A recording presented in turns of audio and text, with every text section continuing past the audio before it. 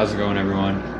Just recently was hanging out with my friend Larky, and pretty much gave me the idea of I need to focus more on, for my behind the scenes content, or my process, creative process, to maybe show things more, or be more. I guess the best way to say it is be more engaging in a way. I think in the past I've documented the actual photographing quite a bit, extensively, and all that. But I think I need to kind of move on to like the next chapter of obviously doing that, but also showing my work. I think that's the kind of the big variable that I'm missing. And I also think I need to take like a little bit of a chunk from my podcast and how I do my podcast. My podcast is very much like a journal. It is really ramblings. I have no plan when I hit live or record or whatever, and I just go. And I think I need to do that with my creative process. So I want to show you my photographic case study. It's the first one that's been completed for the Shadowgraph. It's called The Garden That Grew. So it basically comes in this setup here. In this box. You get a book of all the photos. And the way this is actually made, it's basically described on the website as newspaper style. There's really no other way for me to explain it. It's not bound by staples or anything like that. So you can literally take the pages out if you like, but the nice thing it's folded nice, lays nice and pretty flat there,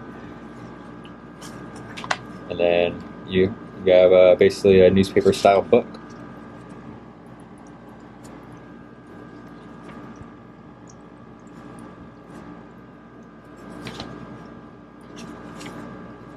And the case study also comes with high quality prints of each photo.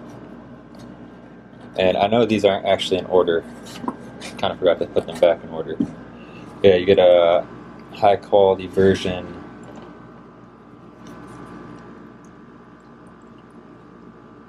of everything that's in there. This case study has 27 photos total.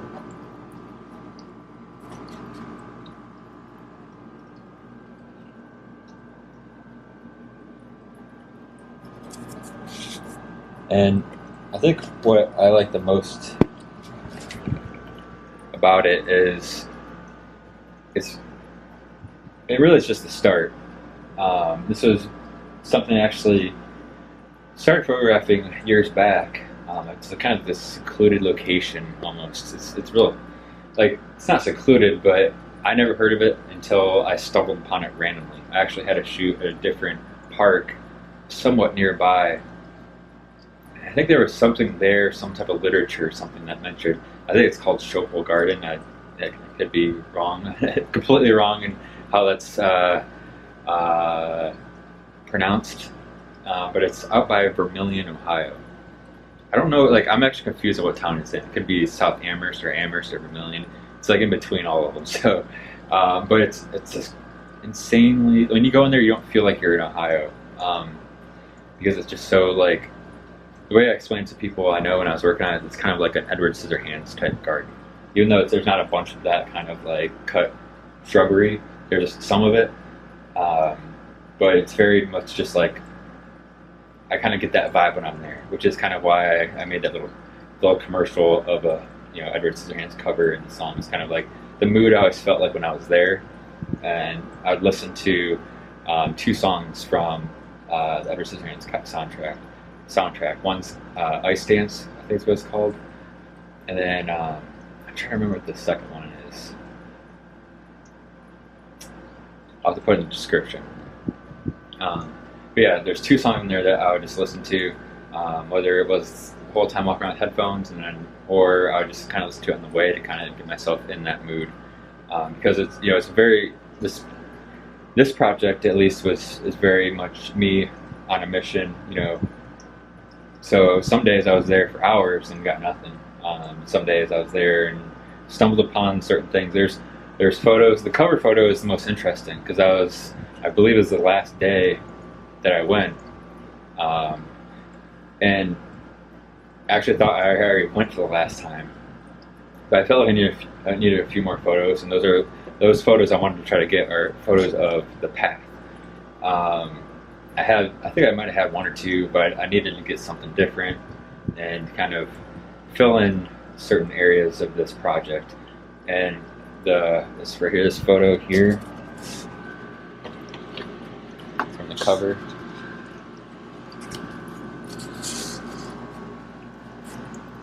Like, I mean, going there the last day and finding something like this, like I already had kind of a cover in mind, but when I seen this before I even shot the photo, I knew it was the cover. Just one of those kind of, to me, this like perfectly explains why I felt like it was like an Edward Scissorhands place. You can't really, that's not something you stumble upon normally at all. Actually, that was the second to last time because I went back, and because this was like, actually I can explain this pretty well. This photo next to it. So this photo from the cover was actually somewhere in this area, and I don't know if people really tell by this video here, but you don't see any yellow. This was shot earlier in the year, and this camera's not going to focus. There we go. This was shot earlier in the year, and then this was the second to last time, and there's a lot of yellow like down below, and this is kind of going up a little bit. The way I shot it looks like real flat, but it's kind of like somewhat it's not at the top of the bush really, but the way it's shot kind of looks like it. And then the next time I was there, this was kind of more filled in and had a little bit more over here, I think. Something was like going on in here. You can kind of tell there's a little bit more yellow going in over in here than this over in here. So it didn't have the swirl effect at all. Like you can kind of tell it was there because if I didn't have this photo or show this photo, you wouldn't really realize that the swirl was even there. Like I kind of tell it was still there, but it was basically gone. It didn't look like this at all. So it was really one of those weird moments that, like, you know, nothing was going on with this photo here, and then at the perfect time I was there for this, and then that photo is gone. And that difference, I want to say, was maybe a week from this one to the next time I was there, and it was no longer a swirl. So that's kind of, even just with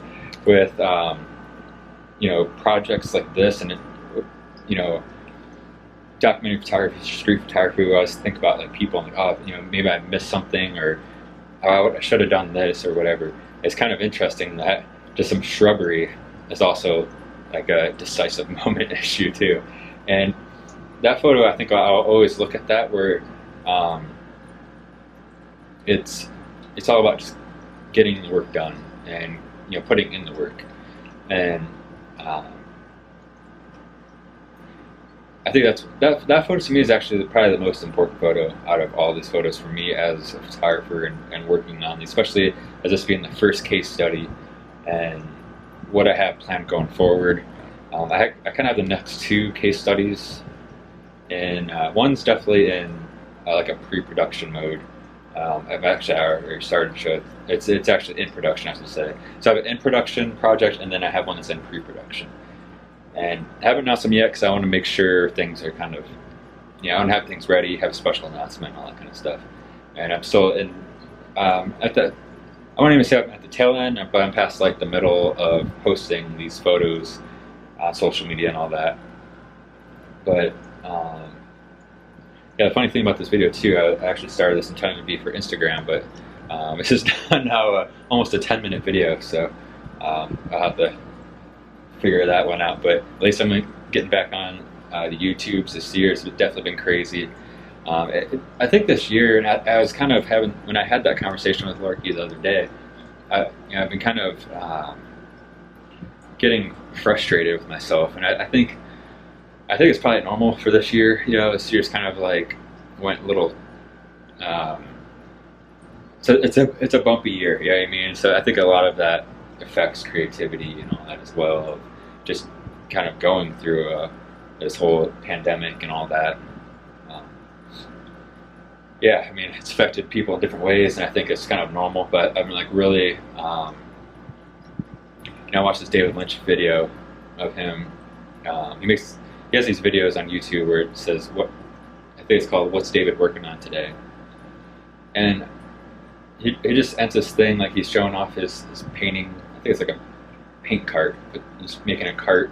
Or he has a cart that he's repurposing with more trays to put paint in. But I just love how he ends it. Like he's showing it off and explaining it and how amazing the wood is and all this. But he just ends it. He's like, all right, let's get back to work. Like when he's done explaining it. And I think that is what this year really. It's not work as in like punching in the clock. You know, not that. I mean, work as in let's get creative. Let's get back to work and let's just make things happen. So, anyways, hope everyone's been well. Thanks for watching. I'll talk to you guys soon.